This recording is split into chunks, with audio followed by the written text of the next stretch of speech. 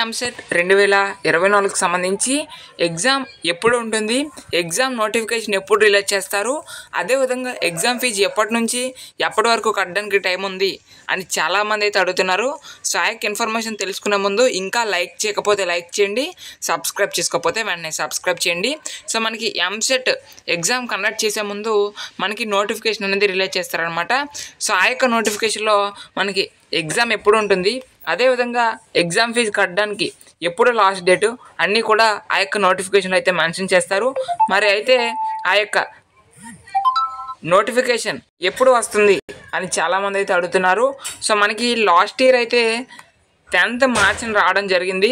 So మరి ఈ year ఎప్పుడు వస్తుంది అని అడిగితే మ్యాక్సిమం ఈ మంత్ ఎండింగ్లోనే ఈ యొక్క ఎంసెట్ 2024 ఎగ్జామ్కి సంబంధించి నోటిఫికేషన్ అయితే వస్తుంది.